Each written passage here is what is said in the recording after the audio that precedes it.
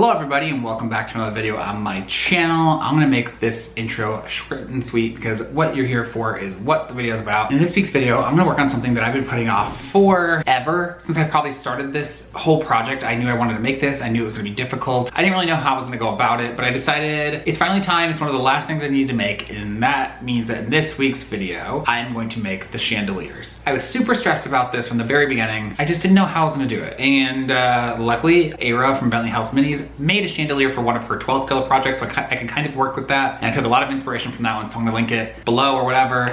So you can go watch that if you want some more inspiration on how to make a miniature chandelier. But let me tell you, these are not easy. So let's go ahead and jump into the video and you can see what happened. So I decided to make a chandelier out of this. And if you haven't watched Bentley House Miniatures video on how to make a chandelier out of a tape roll, I'll link it below, so go check that out. What I will say is I remember her saying this was very difficult and not to do this because it was very difficult. And I'm not, as much as I love her videos, I'm not gonna listen because it's the perfect size. So I just can't pass this up. So you're about to watch me struggle. And yeah, let's just get to it. But I will link that video below, so go ahead and check it out.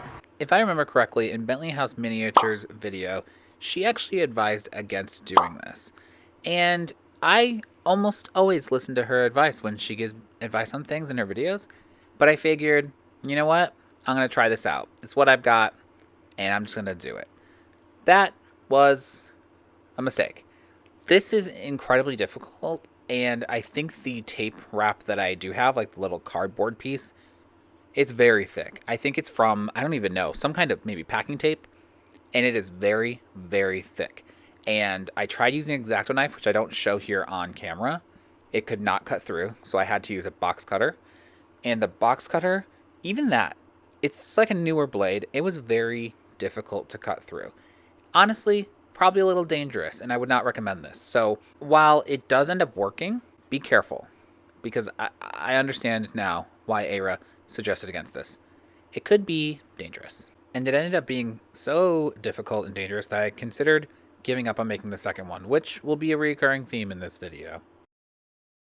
Okay, so last night I had to do this in a different room because it's 94 degrees here and I wasn't about to spend it in my studio, which gets very hot for some reason. I took those two pieces, I went ahead and used some cardstock to bulk up this middle piece so it looks like this, just to give it a little bit of shape, a little bit of dimension, and then I went ahead and added these on. So these are gonna be the brackets where the chandeliers are actually held from like above. They're gonna attach to the hoop right here. And I'm gonna just paint these to look more like metal, just kind of like on these, just to give it a little bit of interest and make it look like it's not just one big wooden piece. Because I know that they were generally wood, but I don't know, I just thought it might help break up the eye from all the brown I'm going to be painting. So I'm gonna go ahead and do that on here now, and yeah, then we're gonna have the next step. It's coming together very quickly. So this is another technique that I learned from Ara from Bentley House Miniatures, and if you can't tell, I'm obviously a fan of her and her work. In her captain's quarters, she used these diamond drills to be like rivets, and luckily my best friend is really into diamond painting, or at least she was for a while, and so she sent these to me. I decided I'm going to use these to not be rivets, but more like giant bolts or screws that will hold the metal pieces together into the chandelier. At least that was my thought process. While these little diamond drills are very tiny and kind of hard to grip with the tweezers, they do end up looking really good in the end, and I actually really like this technique and would recommend it as well. My one thing I will say though is that if you plan on painting them, which I did, paint doesn't like to stick to it too well. So if you're going to do something in a darker color, maybe try and pick out the darker drills just in case, because in some instances I had trouble getting the paint to stick to the drills, and I think had I maybe sanded them or something first, it would have helped a little bit better. But the really bright like pink and blue ones that are glittery, I had to do many coats. After adding drills to both of the chandeliers, I decided to do Black Magic Crafts black paint and Mod Podge mixture over the whole thing. Both of them kind of had like a raw edge where I had cut it, and I knew that the drills were only held on by glue, and I just figured that doing a whole layer would kind of seal it all in. It seals your work as you go, as long as you're okay with everything being pitch black. And I knew that the black would add a good undertone to what I was going to paint later, so I decided to just go ahead and coat it all. After that dried for about an hour, I went in with this brown paint and just gave it a nice base coat. It actually took 2 coats to completely cover the black, but it's still, I don't really know how to explain it. I'm not good at color theory or paint really at all, But I don't know how to explain that. It really does matter putting down that black layer first. It just makes the brown a richer, deeper brown. And, you know, there's probably someone out there that can tell me why. I'm not that person, but it helped. The next day after that base layer was dry, I went ahead and started dry brushing. And if you've watched any of my previous videos, you know that I do not have a good relationship with dry brushing. I tend to go heavy-handed with it, and I don't like how it looks in the end. But, you know, I'm learning. Every day, every project is learning, and it turned out good this time, I think. Once the dry brushing was done, I pulled out this metallic silver paint that I got from my friend who kindly donated it to me, and I decided that I was going to do the band that runs around it in this silvery color. I've never really worked with metallics before, so I'm not sure if it is specifically this brand or if all metallics are like this just by nature, but it was pretty thin. And I know I had to do 2 coats of the brown paint earlier to really get a full coverage, but the silver paint, I think I had to do like maybe 4 or 5 times before it really covered up the brown paint underneath. It was quite thin, but maybe that's just the nature of it. It does look good, and I do really like how the metallic looks. It just took a lot of precision and a lot of coats. So the issue I'm running into now is that I really like how these turned out. Granted, I haven't aged them or anything, added any rust yet, so I know they're a little bright. However, as you can see, they're very different than these tables. This is actually the table I'm not using, but they are very, very, very bright, very, very huge contrast in color. I actually think I'm going to go over these because I really like this brightness, and I can tone this down. It looks more like actual metal to me. So I think I'm actually gonna go over this on both the tables I am using to give it a little bit of shine, because I just really like how this turned out. Again, I still need to age it and everything, but I think I'm gonna do that to this one as well. I quickly decided that I did like the way that it looked, so I went ahead and just painted the gray stripes on the tables to match the chandeliers. I figured it would stand out to me at least. Probably no one else would even notice, but I was afraid I would notice myself if the 2 metals were different shiny consistencies, because I will be aging these at some point, but until that point, I wanted them to look similar. I knew that the chandeliers were too shiny, too new looking, so what I actually did is I took my paint water, which is what I typically do when I want to put some kind of like dirty wash on something. Why waste perfectly good water and make that dirty when you can just use dirty paint water? You know what I mean? But I did put a tiny splash of black in my paint water because I wanted it to be darker. It was more of like a gray color, and I really wanted to coat this with like a black wash to try and get in those creases, darken all of the shadows, and really get in there, make it look more dull. And if you look, I think it actually really worked. I think that doing the dark wash really helped it look older and like it had been sitting in this abandoned castle for, you know, a long, long time. And just to really show the effect of the dark wash, I went ahead and put them next to each other, one that was washed, one that was not, so you can see that it really does darken it and make it look older. And I just really like how it turned out, but I wanted you to really be able to see the difference between the 2.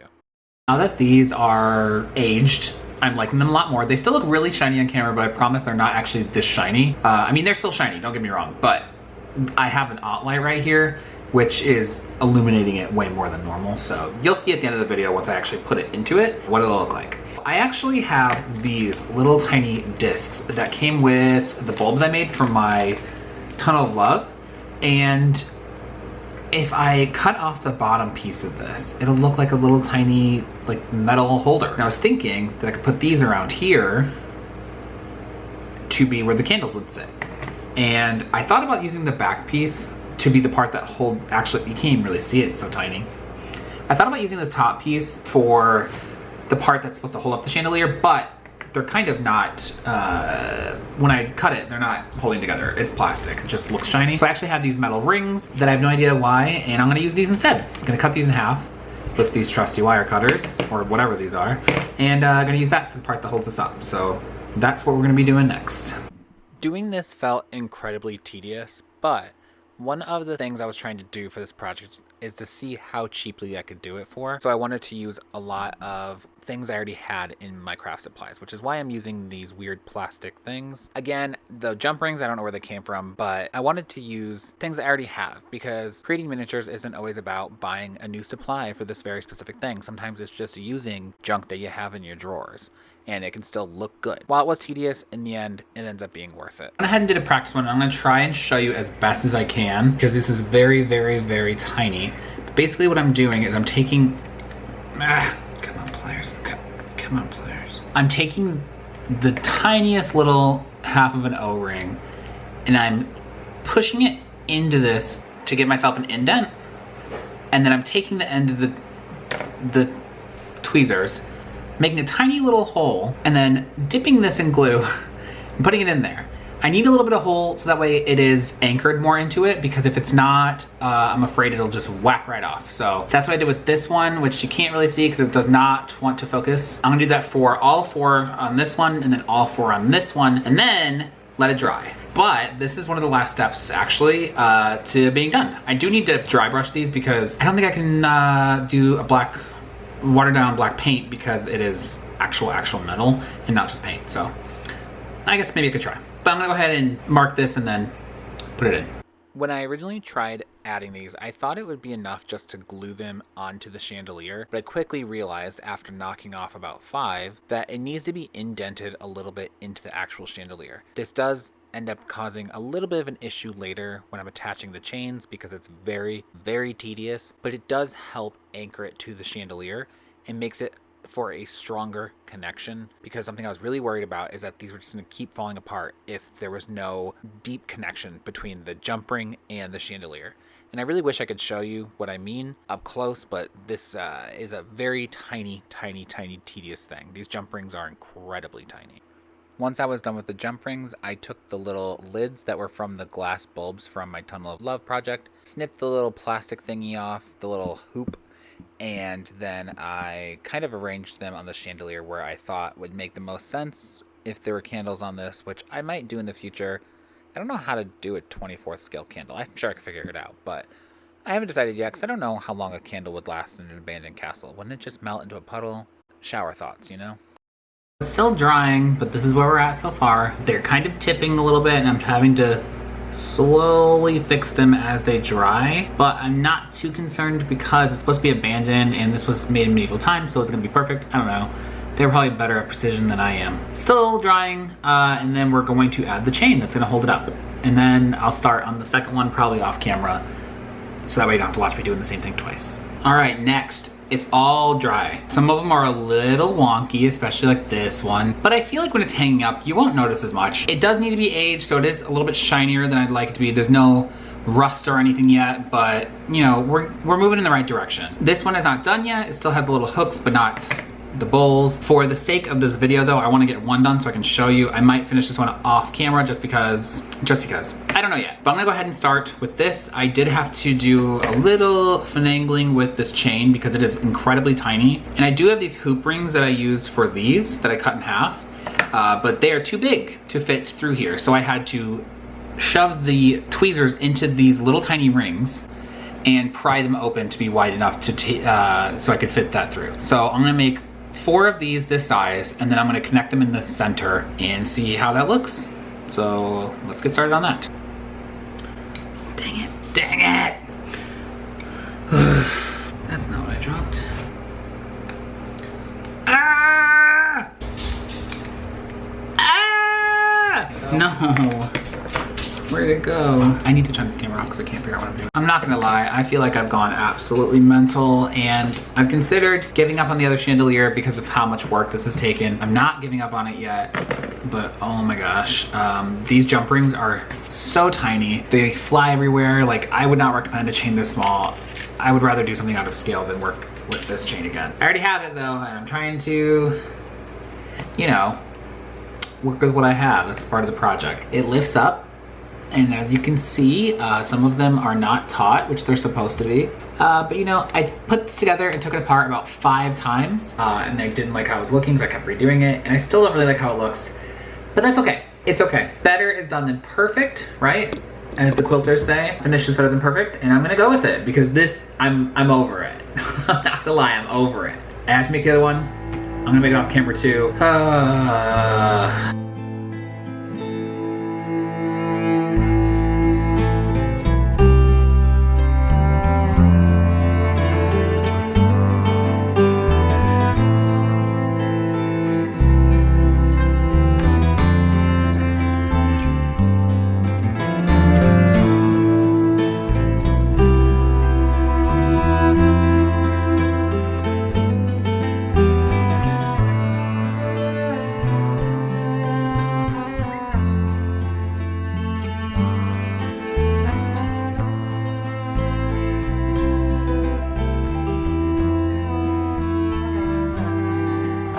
Well, here's the thing.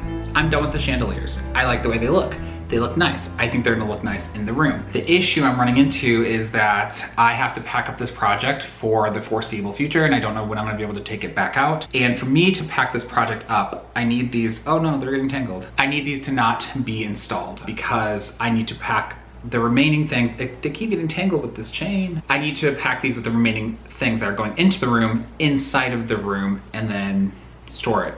So I cannot install these yet. So unfortunately, the best you're gonna get is me just holding them up inside the room like I already showed you. But I am happy with them. Like I said, they took a lot of mental energy, a lot of frustration, but I'm really happy with how they turned out. And I think they'll look really good once they're hanging. One's gonna be slightly like off skew, I think, like it's falling. And I'm going to rust them up some more. They're obviously not done because they haven't been aged properly. I'm gonna rust them up, add some moss, but that's gonna be in the future. Unfortunately, I'm done with the castle project for now. It's gonna have to go into storage, like I said, and I won't have access to it for a while. And I need it to be preserved in storage so it doesn't doesn't fall apart. It doesn't get, like, things don't get knocked around. For now, it's going into storage, and in the future, I'll take it back out to finish aging it, add all the moss and vines, and then put it in its final place, which again, I have not revealed. Unfortunately, I'm not going to reveal that to the future because I think it'll look cool, but I don't want to, in case something comes up, I can't do that. I don't want to tell you that. Sorry to say that this is the last castle project video for a while. I have other videos coming out soon. You know,